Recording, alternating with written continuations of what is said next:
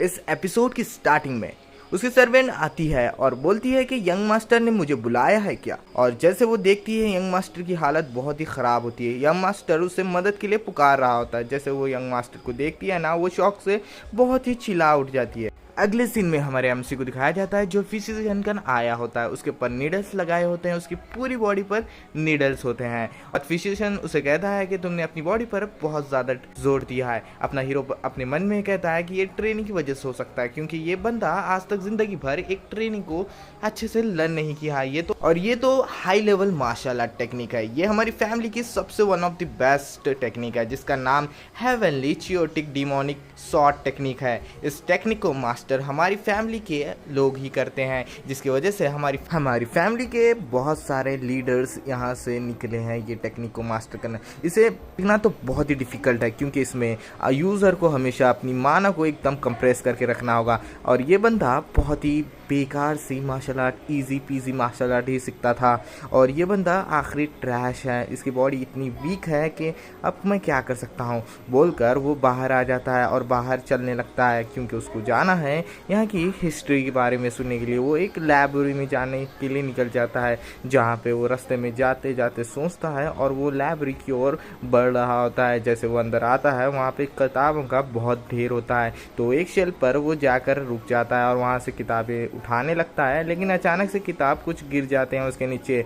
तो वो किताब को उठा लेता है और देखने लग जाता है। पेज पलटते रहता है और उसमें सिर्फ चाइनीज़ की भाषा होती है, तो ये कैरेक्टर्स वो आसानी से समझ सकता है और वो बोलता है ये बहुत अच्छी बात है कि मैं चाइनीज़ अच्छे से पढ़ सकता हूँ। और इस किताब में वो पढ़ने लग जाता है कैसे उनकी गिल्ड का फॉर्मेशन हो गया, यानी कि फाउंडेशन हो गया। एक किंग था, यानी कि एक रूलर था जो उनको गिल्ड को बनाया है। वो ध्यान से पढ़ने लग जाता है और उसके बारे में जानता है। वो एक जनरल था कहते, वो बहुत मस्त जनरल था, अपने राजा के अंडर काम करता था, लेकिन राजा से ज़्यादा वैल्यू उस बंदे की होती थी। उसको हर बंदा अप्रिशिएट करता था, जिसे देखकर राजा बहुत ही जेलस फील करता है, जिसके कारण राजा उसके ऊपर राजद्रोही का आरोप लगाता है और उस पर बहुत ज़्यादा अटैक करता है, उसकी सेना पर भी, और उन्हें यहाँ से जाने के लिए मजबूर कर देता है, जिसके कारण से वो विद्रोह करते हैं। लेकिन वो राजा साथ नहीं देते हैं कोई भी,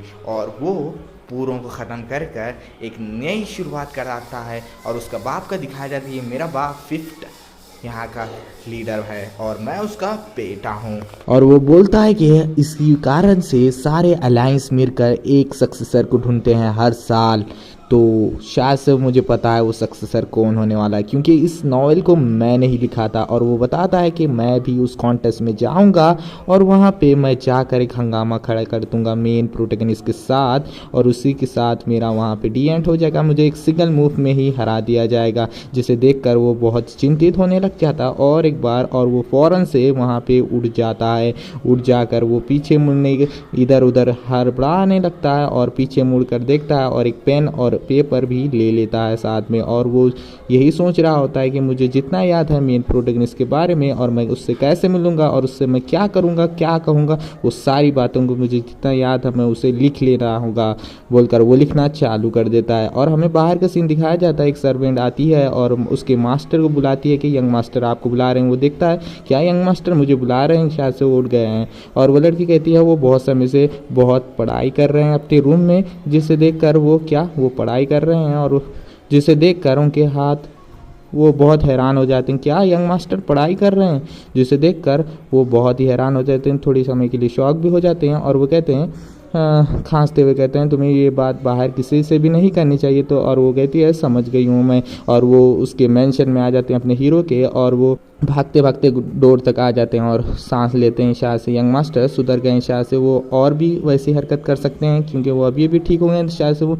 ठीक है। और वो जैसे अंदर आता है, यंग मास्टर ने मुझे बुलाया, तो अपना हीरो वही कर रहा होता है। जैसे वो देखता है कि किसी ने उसे बुलाया तो वो पीछे पलट कर कहता है शायद से आप आ गए हैं मास्टर, आपका स्वागत है, रुकिए मैं आपके लिए चेयर लाता हूँ। इतनी प्यारी सी बात सुनकर यंग उसका मास्टर बहुत ही हैरान होता है और अपना हीरो रुकिए मैं ज़रा चेयर लाता हूँ, और ये भी देखकर वो बहुत हैरान होता है। वो अपनी पास की बात याद करता है, ए बूढ़े यहाँ से निकल जा, और ऐसे वैसे बातें करता है मेरी नज़र से, और देखता है उसका शिष्य उसके वास्ते चेयर लाया, जिसे देखकर वो और भी हैरान होता है। और अपना हीरो मन में कहता है ये बूढ़े से मुझे अच्छा मिलकर, इससे मुझे कल्टीवेशन के बारे में बहुत कुछ जानना है, इसीलिए तो मैं इससे अच्छी बात कर रहा हूँ ना। इसी के सीन के साथ ये एपिसोड यहीं पे समाप्त करता हूँ।